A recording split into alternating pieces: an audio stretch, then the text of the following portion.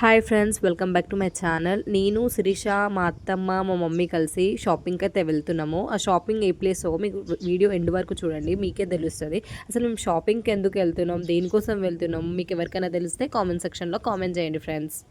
అసలు ఈ వీడియోలో మా మమ్మీ ఎవరో, మా అత్తమ్మ ఎవరో, శిరీష ఎవరో మీకు కంప్లీట్గా ఫేస్ రివీల్ కూడా చేస్తాను. ఇది నార్మల్గా బస్సెస్లో సీట్స్ వెతుక్కోవడమే పెద్ద టాస్క్. అంత రష్లో సీట్ దొరకాలంటే చాలానే కష్టం. చాలా దూరం కాబట్టి ఎలానో అలా సీట్లు అయితే దొరికించుకున్నాము. ఇంకా కూర్చున్నాం, వెళ్తున్నాము. ఆ ప్లేస్ ఎవరికైనా తెలిస్తే మీరే కామెంట్ సెక్షన్లో కామెంట్ చేయండి. నేను వీడియో ఎండ్ వరకు చూస్తే నేను వీడియో ఎండ్లో చెప్తాను నేను ఏ ప్లేస్కి అయితే వెళ్తున్నాను షాపింగ్కి.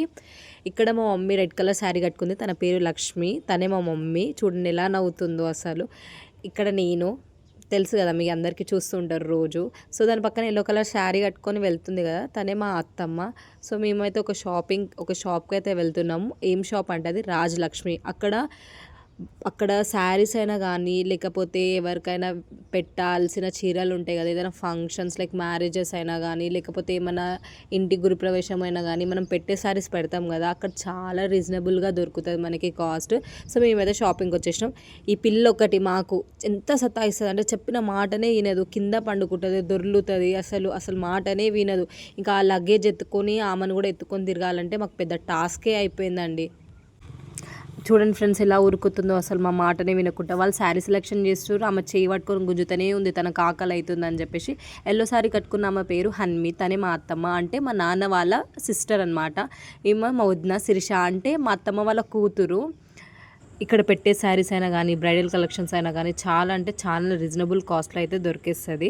సో పెట్టే శారీస్ అయినా కానీ మనకి సింగిల్ పీసెస్లో మాత్రం అస్సలు దొరకదు. మనం ఏది కొన్నా బంచ్లో కొనాలి. ఒక బంచ్లో 8 అయినా ఉంటుంది, లేదా 6 అయినా ఉంటుంది. సో మేమైతే అలా ఒక 4 to 5 సెట్స్ అయితే కొనుక్కున్నాం. ఆడవాళ్ళతో షాపింగ్ అంటే అంత ఈజీ కాదండి. తిరిగి అలసిపోయి బాగా ఆకలి అవుతుందని దోశనైతే తిన్నాను నేను. ఇంకా తర్వాత చూడండి ఎన్నిగానో మూటలు ఉన్నాయో.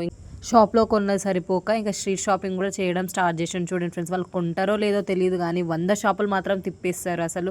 అందుకనే ఆడవాళ్ళతో షాపింగ్ అంటే అంత ఈజీ కాదు అని అంటారు. అందుకనే మనతో పాటు బాయ్స్ అయితే రారు, ఎక్కువ ప్రిఫర్ చేయడు రావడానికి.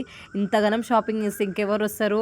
తిప్పి అయితే సంపేసింది మా మమ్మీ, మా అత్తమ్మ అయితే. ఇంకా ఏదైతే ఇష్టంగా 2 చీరలు కొనుక్కున్నానో అదే చీర ప్యాక్ చేపించి నాతోటే మూపించారు. చూడండి ఫ్రెండ్స్ ఎట్లుంటుంది మా ఊళ్ళతోటి. మరి ఏమనుకుంటున్నారు మీరు?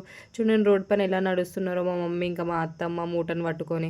ఇంకా తర్వాత అయితే బస్సు ఎక్కేసినాము ఇంటికి రిటర్న్ అవ్వడానికి. ఇంకా మార్నింగ్ ఎప్పుడో 10 o'clockకి బయలుదేరితే ఇంకా రిటర్న్ ఇంటికి వెళ్ళడానికి 9:30, 10 అయిపోయింది. ఇంకా డాడీకి కాల్ చేసాం పికప్ చేసుకోవడానికి రామని. ఆ గ్యాప్లోనే జ్యూస్ కూడా తాగేసాం. డాడీ అయితే వచ్చేసిండు, ముచ్చట్లు పెట్టుకుంటే ఇంటికి అయితే రిటర్న్ అయిపోతున్నాం. ఈ వీడియోకి సబ్స్క్రైబ్ చేసుకోవడం మర్చిపోకండి.